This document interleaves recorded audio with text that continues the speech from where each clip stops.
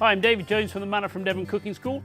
This afternoon we're going to use the Morso Forno oven to make a nice little flatbread, top it with some apple, little cinnamon icing, yoghurt and honey dip. Fantastic to eat with some fruit as a little dessert or just as a nice afternoon snack. First thing to do is make up our dough. Bread flour, 250 grams of that. And in we go with some salt and yeast, olive oil, just a little glug of that, and water. Nice and simple. I'm going to use my dough scraper to mix that up, get everything nice and well mixed, all the flour nice and wet. Using my dough scraper to chop through, gets it mixed up really quickly. And out onto the board to knead it. This should be a simple dough to knead, it's not sticky or tacky or anything like that. So I just fold and roll. So it shouldn't really take more than 6 or 7 minutes of folding and rolling to turn that into a nice, smooth, springy dough.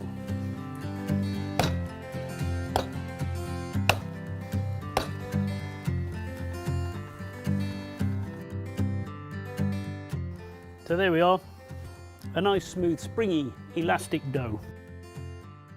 I'm going to pop that straight back in the bowl, cover it with a little cling film, and put that away. Lovely and warm today, so that's going to take no time at all to start rising, but I want to leave it for an hour or so, just to allow it to develop some flavour. Next little job, make a little apple sauce. So I've got Morso pan here, and into that I'm putting this chopped apple, 3 apples chopped up, Bramleys in this case, so they're going to be a little bit tart, and we're going to add some sugar. I'll go with about 2/3 of that and keep a little bit, and we'll taste it at the end. I can always stir in a little bit more. And then some apple juice in with that. And we want this to cook, soften the apples, and make a nice fluffy sort of apple sauce. Put the top on there and into a nice hot oven. That'll come up to a simmer in no time at all. I just need to make sure it doesn't start to darken or singe around the edges. So I'll put it out after a couple of minutes, give it a little bit of a stir, and then back in, and it'll start to soften, and we'll fluff it up with a fork. Okay, our apple should be nice and cooked. Let's take a look.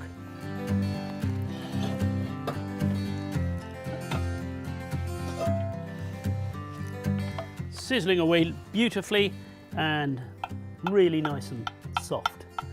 So I'm going to put those straight into a cold plate to cool off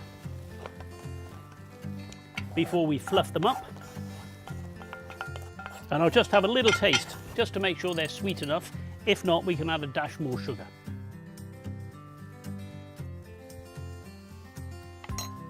They'll be perfect, we don't need any more. Just look at our dough. It's really puffed up quickly. It's super light and super well risen. We're going to turn this straight out and then just knock it out into shape, into a disc. Little flour on the board, and just ease that out.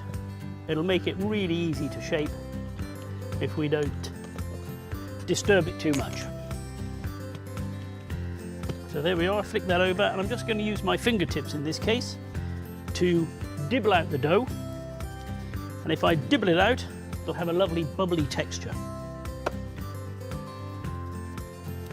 I could use the rolling pin, but I really don't need to because it's so soft coming straight out of the bowl. And I need that to be about 30 centimetres, a foot across, something like that. And I'm just going to let that relax before I cook it, which means we can just look at the oven here and see what's going on. I've got a nice bed of embers at the back, and I'm just having a quick burn at the front just to reheat the floor. I'm going to push those right to the back and let them keep burning. We're going to use the Morso Vetro plate. We could do it straight on the floor of the oven, but we'd have to be careful to clean all the ash off. It's going to give us a lovely clean surface to cook the bread on. Give that a minute, give it a little spin round, and then I can put the bread straight on top of it. So I'm going to use this handy little gizmo. We like a gadget, and this is a digital infrared thermometer. Ever so simple, I just pointed at the Vetro plate. So that's around 239 there. Nice and hot, the sort of temperature that you'd think about cooking a bread at in the oven if you were cooking a nice flatbread at home. So I think that's about ready. I'm going to carefully bring that out, put that on there, Make sure it's nice and clean before the dough goes on. One final little stretch of this dough. And straight onto the plate. That's already cooking with the heat of the Vetro plate. I don't want an excess of moisture in here. So where I've got a little bit coming out of the apple there, I'll just take that off. We'll use that to make the icing in a minute. And then I'm going to quickly mash that to make a nice apple puree. It'll just make it nice and light and fluffy. And that can go straight onto the top of the dough. Spread that out with the back of the spoon. Nice even layer. So we're going to go back into the oven now. The fire has died down. We don't really want a lot of flame coming over the top at this point. We want this to cook reasonably gently. We've got a nice bed of embers in there, which is going to give us plenty of heat. In it goes, and we should be able to watch that puffing up and cooking. Give it a spin after a couple of minutes. 6 or 7 minutes should be enough. Which gives us time for a couple of other jobs that we need to do. We're going to make a little cinnamon icing to go over the top. Apple and cinnamon. So I've got icing sugar in here and cinnamon. Let's have about a teaspoon. And then in here I've just got the juices which came out of the apples. I could just use water for this, but since I've got these juices, I may as well use them. And I really won't want very much to make a nice thick icing, just a sort of pouring consistency that can go over the top of the finished dish. And there it is, nice and thick and runny. So that's ready, and the only other thing I need is a little yogurt and some honey. A couple of tablespoons of honey into the yogurt. And stir that through. That'll make a delicious accompaniment. Let's have a look at this bread again. So feeling nice and firm around the edges. If I just sort of tap underneath, it's firming up, looking reasonably cooked. I don't think it's going to hurt to have a couple more minutes.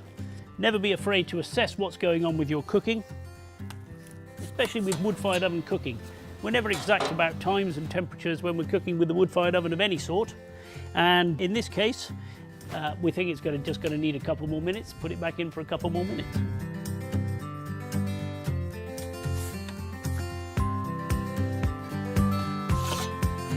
We can see it's nicely puffed and crisp around the outside, a little bit dark in one or two places where it got maybe a tiny bit too close to the embers, but that's not going to affect the whole of the bread.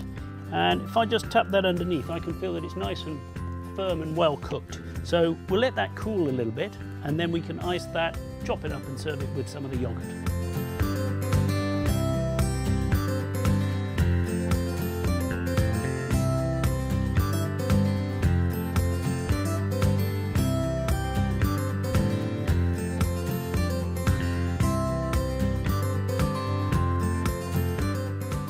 So we're ready to slice up our bread and tuck in.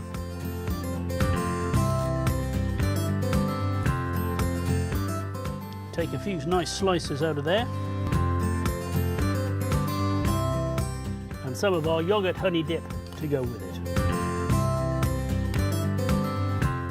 So there we have apple flatbread, cinnamon icing, yogurt honey dip, lovely with some fruit, beautiful with a bit of ice cream. The kids would love that as an afternoon treat. And all coming out of our Morso Forno oven. Fantastic.